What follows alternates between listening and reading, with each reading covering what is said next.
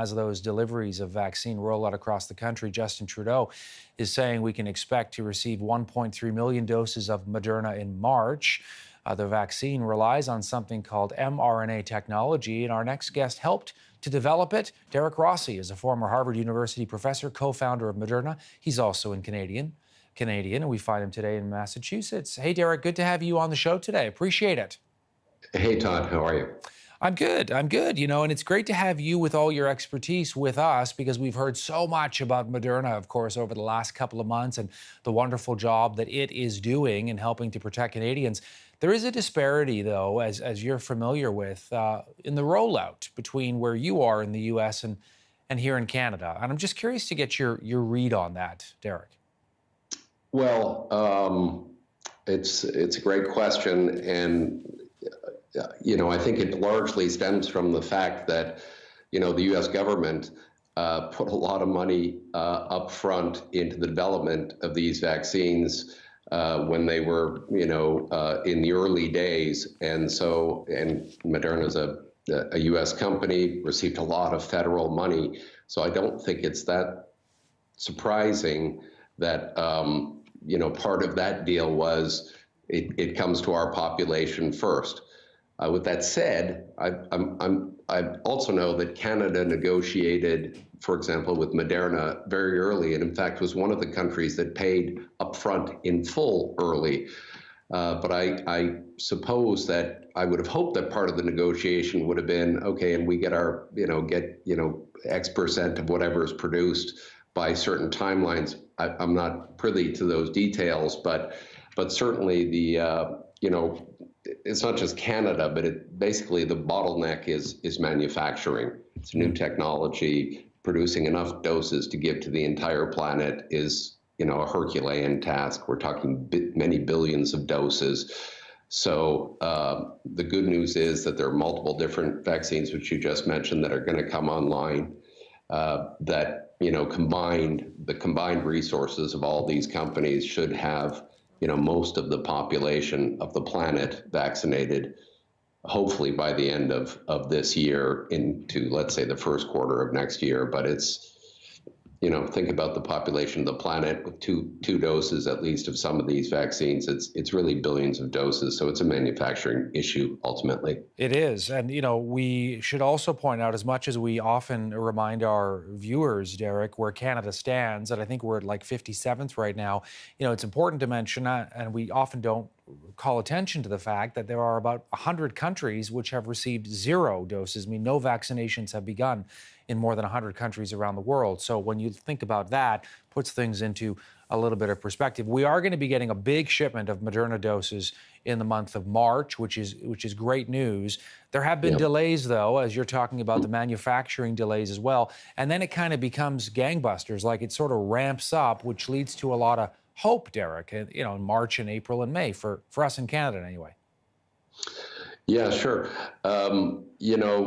That's this time in this pandemic, at least with the mRNA technology. It's a new, it's a relatively new technology for which there's not infrastructure for manufacturing. I've been talking to both the provincial government, Ontario, and the federal government of Canada, encouraging them and advising them on what they might do so that when, not if, but when the next pandemic hits us, hits Canada, the globe, how they might be more prepared in terms of manufacturing. So setting up manufacturing facilities for these technologies that are new, but clearly the way forward for vaccines.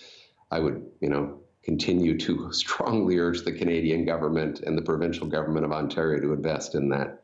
Yeah, and I think, hallelujah, we all would agree there, Derrick. And to a certain extent, Canada was caught flat-footed because, as you are aware, given your prior history with Canada, we just didn't have that domestic manufacturing capability because of cuts and things that happened years ago that sort of left us in this situation where we are dependent on other countries, such as the U.S., but also, of course, in Europe and whatnot. You've also raised a great point, and I want to make sure we cover it, that we need to be prepared for the next time this happens because, you're saying it's not a question of if, it is a question of when.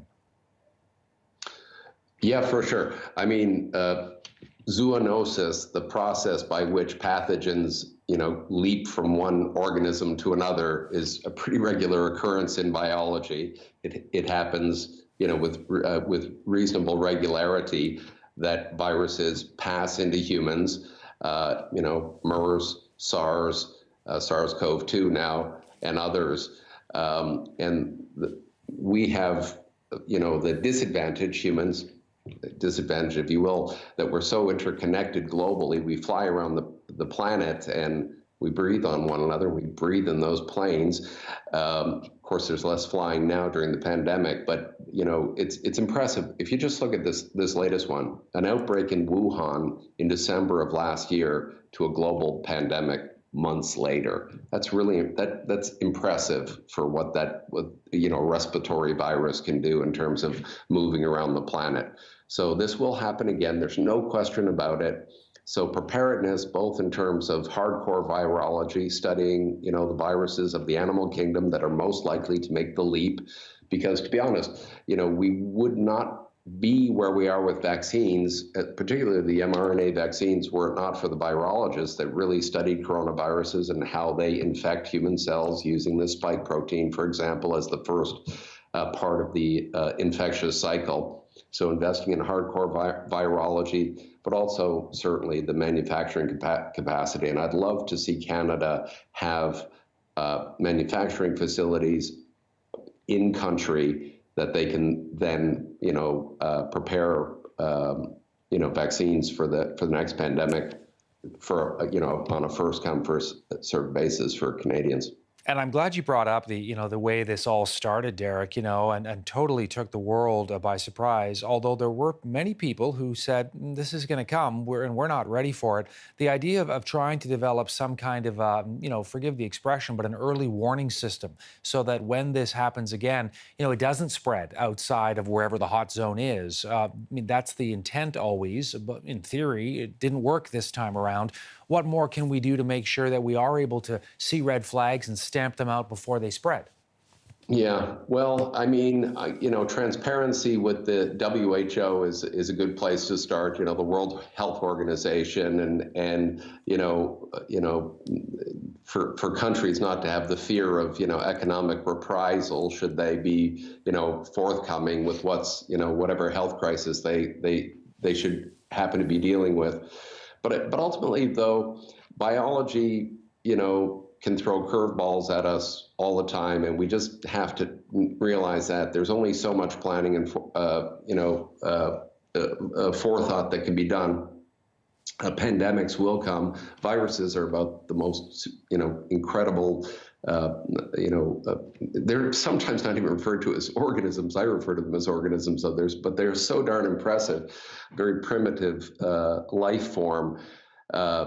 So they will jump into us again. I think really the key thing to do, and this is what the political class needs to get into their heads, is the preparedness in terms of vaccines, vaccine manufacturing. So, for example, Moderna has promised 1 billion doses this year, 1.4 billion doses next year. Pfizer, similar numbers.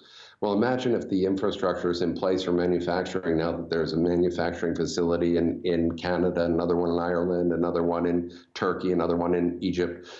We could imagine a time that we can produce, 1 billion doses in a month to be deployed and really nip these things in the bud before we get, hundreds of millions of people around the planet infected and millions dead, which is what we have right now. Derrick Rossi joining us from Massachusetts. He's the co-founder of Moderna. Hey, wonderful conversation, Derrick. I know it's busy for you, but thank you for taking some time to come on the program with us on CTV News today and share your thoughts. My pleasure.